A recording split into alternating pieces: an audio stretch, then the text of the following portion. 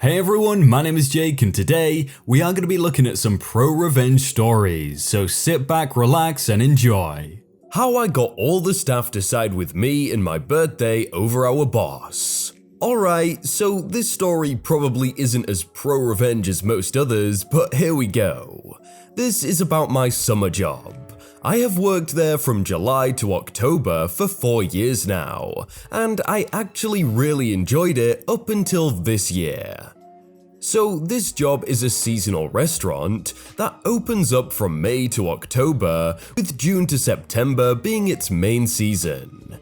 It's a great place for high school and university students to work there over the summer break. We are a team of 7 waitresses and a boss lady, who is in charge of us, makes our schedules, etc.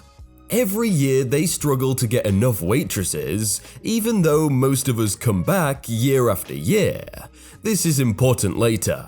So this summer there were 2 days I wanted to get off, one for a concert and one for my birthday party. I told boss lady I wrote it into the calendar like I am supposed to, and I reminded her again the week before each. She always said I'd get them off. Well, concert rolls around, I get my schedule, and I'm apparently working that day. I call her and she is super sorry, but she says she needs me that day. Okay, so I sell the ticket. Then my birthday comes. I get my schedule and I'm working again that day. I ask her what's up with that, and she tells me I didn't tell her and that she can't let me switch with someone else and that I have to work. I tell her I can't because I have already made a reservation in a restaurant. Some friends have bought train tickets to visit, and I'm also celebrating with a friend, so I can't just cancel. She said it's not her fault and that it is my problem. I was crying hard that day. So I made a plan to switch with my colleague, then called boss lady.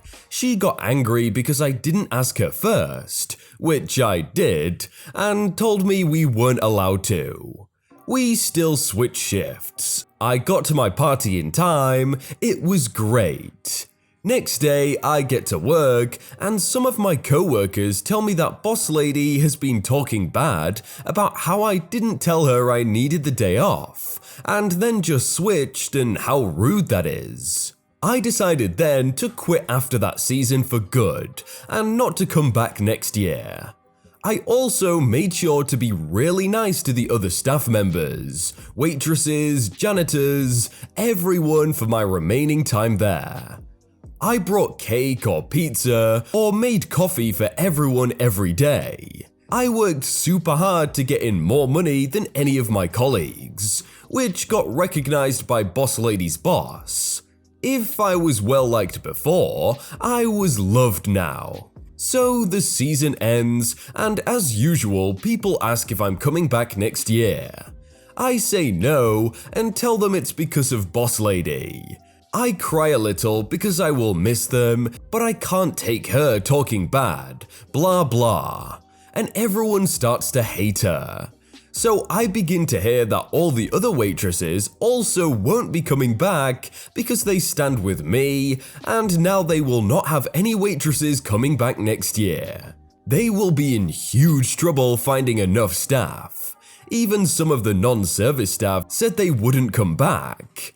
Last thing I heard is that boss lady's boss was super angry with her, and that she is just a normal waitress now, and that the nice secretary lady will be making the schedules now.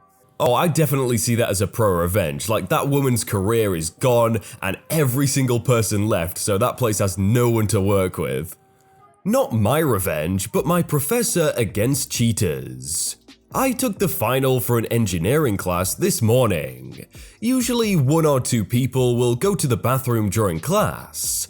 However, for totally unknown reasons, about half of the class needed to use the restroom during the exam. Obviously, a vast majority of them were looking at the answers on their phones.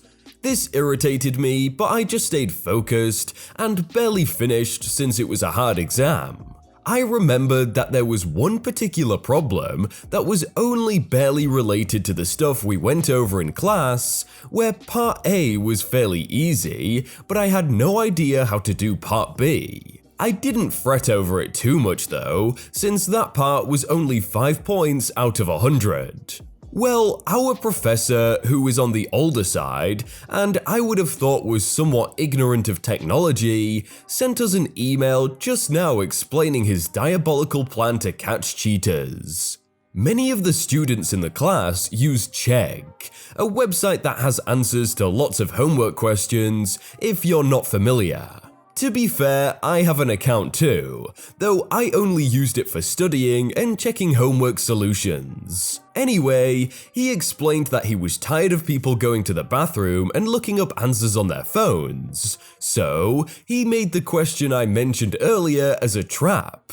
He purposely made Part B impossible to solve, and about a month before the final, he got a TA with a Chegg account to ask the exact question, which was distinctly worded to be unique. He then created his own Chegg account and answered the question with a BS solution that seems right at first glance, but is actually fundamentally flawed and very unlikely that someone would make the same assumptions and mistakes independently. He said that out of 99 exams, 14 of them fell for the trap, and that everyone who had his wrong solution on their exam was given a 0 and reported to the university for violating the academic honor pledge they signed on the front. He also sent an email to all the other professors in our department, giving them a list of the cheaters. I feel like a lot of professors and university people will say, oh, you have to hand in your phone before you take the test. But I guess this could be even better, like setting up a trap and actually catching the cheaters. Hit my car and try to get away? I'll track you down and make you pay. Double. So my fiancée at the time, now wife, were driving around looking for dresses for her bridesmaid to wear for the wedding. We had been going from place to place looking for something she liked, but no luck. We had just finished leaving David's bridal and were leaving the plaza. It had been raining a lot, so the roads were slick. As I reached the intersection of where the plaza met the road to turn out, another car came turning in. Unfortunately, he didn't brake soon enough and skidded into the front end of the driver's side. Thankfully, everyone was okay. We got out of our cars and looked at the damage. His car, of course, was completely unharmed, and mine had a minor dent. He looked about 45-ish and had his son in the car with him. We exchanged names and phone numbers. He let me know he was on the way to work, and I told him we were just wedding shopping. I was 22 at the time and very naive as to what to do in case of an accident.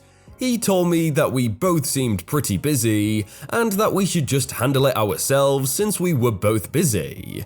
We didn't call the police, my mistake, and he told me to get the damage looked at to see what it would cost.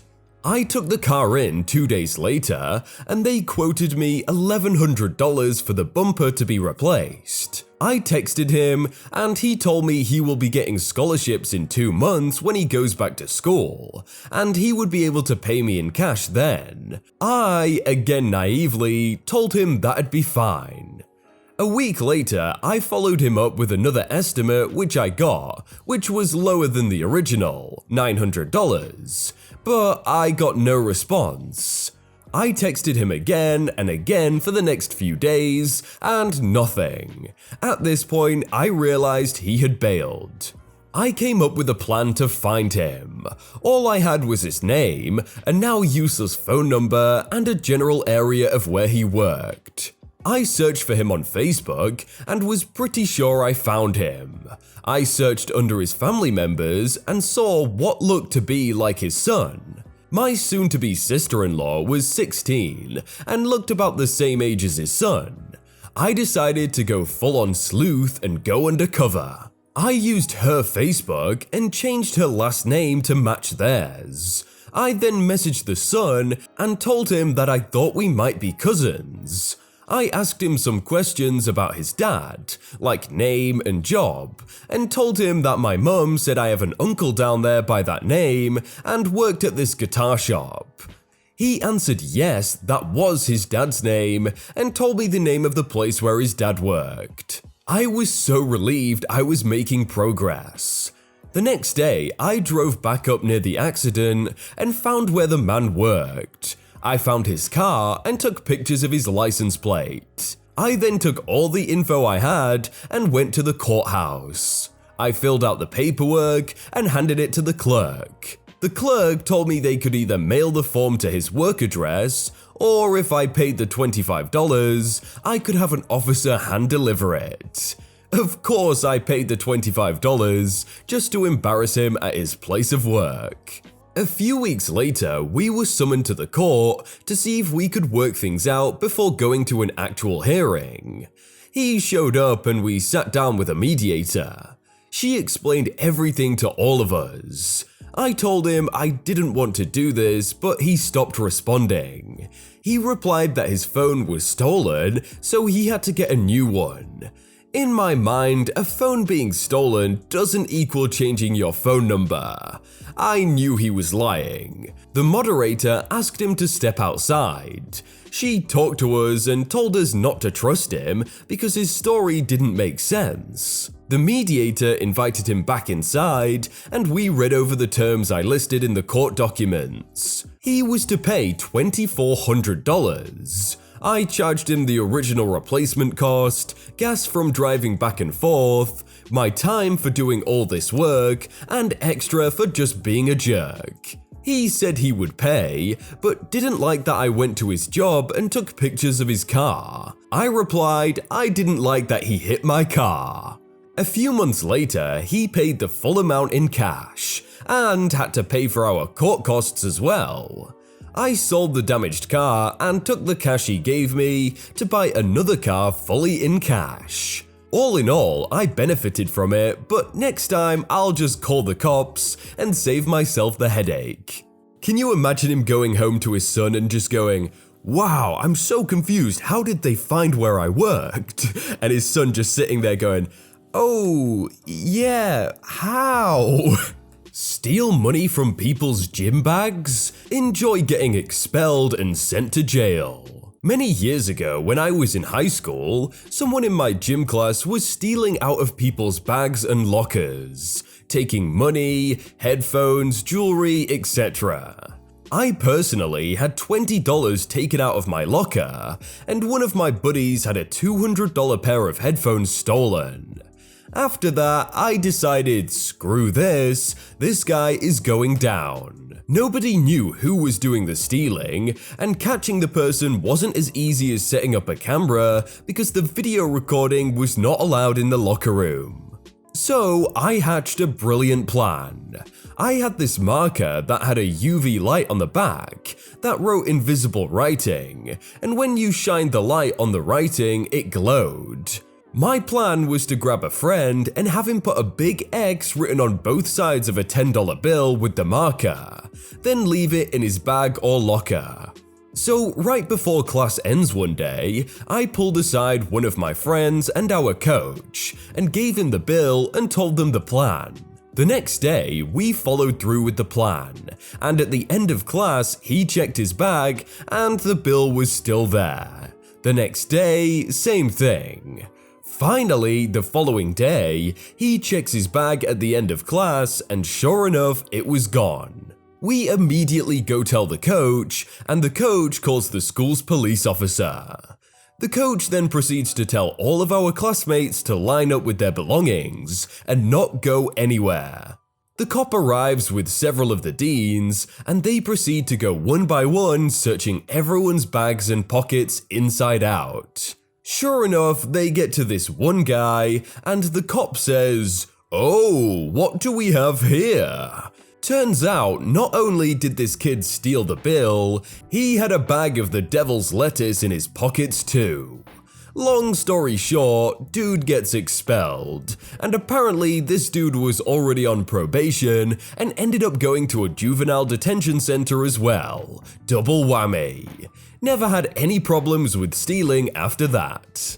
That's really smart from OP using a UV marker, I really like that, and of course they caught him with that as well. If you want to see some other videos like that, then click on screen right now, and if you want to subscribe, that'd be awesome too, but I will see you very soon.